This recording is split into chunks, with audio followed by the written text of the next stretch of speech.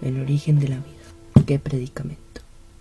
Durante siglos, el ser humano ha intentado saber cuál es el origen de la vida, cuál es su propósito, cómo hizo para originarse todos los elementos que están a su alrededor, cómo hizo siquiera para formarse todo desde cero, cuál es el génesis. Para ello, el ser humano adoptó dos caminos: el camino científico y el camino religioso. El camino religioso consta de la acción de adorar a una deidad o grupo de deidades, también conocido como panteón. Es decir, predicar las enseñanzas que ellos te dan. Esto se determina de acuerdo al lugar donde naciste. Es decir, por ejemplo, si naciste en Colombia, muy probablemente adoraste a Jesús, a Jesucristo. Si naciste en India, probablemente adorarás a Ganesha o a su panteón de dioses. Si hubieras nacido en Grecia, hubieras adorado a Zeus, a Hércules, etcétera. Todo este conjunto de cosas, ya sea factores culturales, factores de población, la época en la que se desarrolla, influye en el origen de la vida de esa misma religión. El contexto histórico, factores así, ¿no? Eso todo, cosas como el origen de la vida, la razón de ser, la existencia, se recopilan en textos, por ejemplo, el Corán o la Biblia. En ellos se retrata el origen de la vida de acuerdo al camino de su deidad, como es el caso de Dios.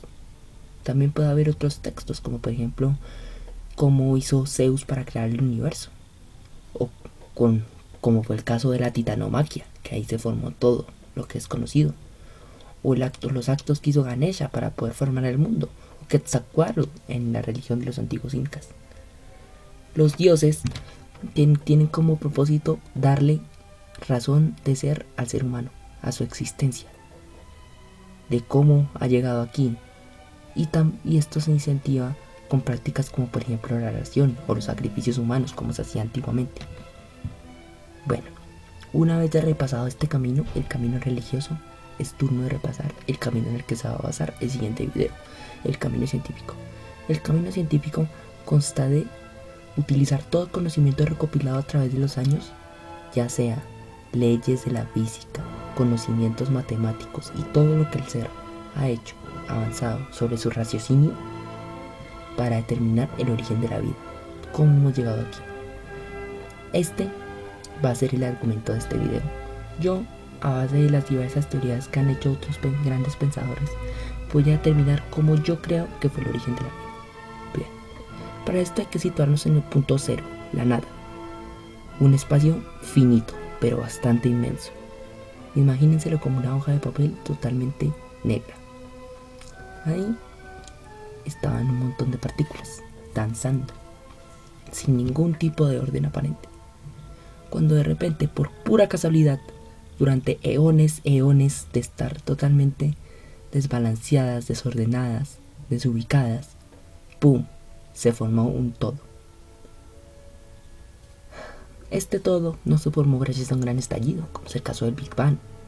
Se formó gracias a la debida posición de las partículas, cómo estaban ubicadas, su velocidad y diversos factores que influyeron para que todo formara lo que conocemos ahora como universo. Esto hizo que todas las partículas concentradas en todos los puntos a la vez mancharan esa hoja negra y la volvieran un espacio, un lienzo hermoso, lleno de colores. Planetas, estrellas, meteoritos, cráteres, todo al mismo tiempo.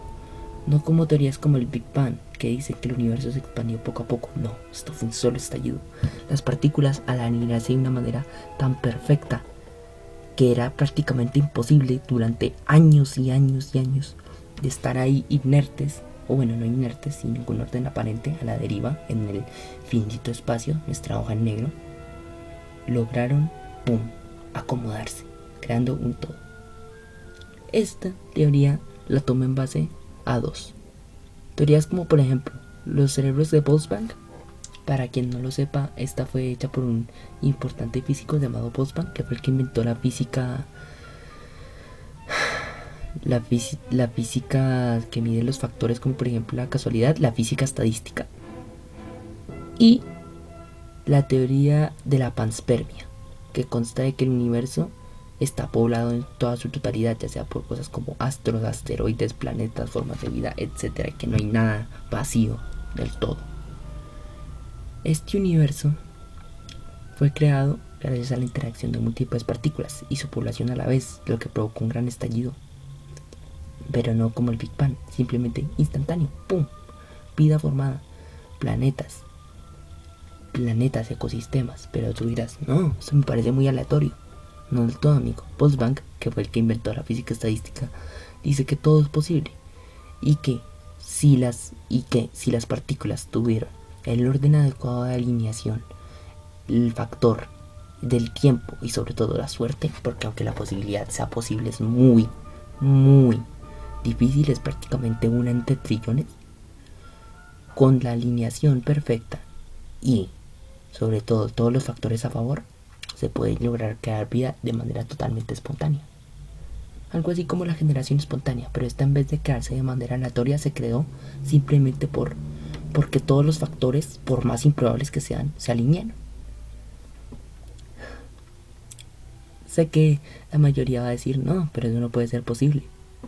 Sí es posible. Recuerden que nuestro espacio finito estaba plagado de cientos de partículas con diversas propiedades, y todas esas partículas se alinean de una manera tan perfecta que lo único que puede lograr es la simple casualidad. O sea, no es un factor de suerte, no, simple casualidad de cómo las partículas se alinean. Pudimos formar todo y así crearnos. Bueno, esta fue mi teoría de lo que para mí pudo ser el origen de la vida. Sé que hay muchas teorías más elaboradas, pero no sé, me pareció bastante interesante la idea en la que las partículas, por simple casualidad y gracias a la alineación perfecta, pudieron formar un todo en el espacio finito. Parece una idea bastante interesante. Tomé como base, como ya les dije, la teoría de los cerebros de Boltzmann y la teoría de la panspermia, que dice que todo se creó al mismo tiempo. Bueno, este fue un video de Juan Esteban Gutiérrez del grado 9º A para biología. Espero que les haya gustado. Muchísimas gracias por su atención.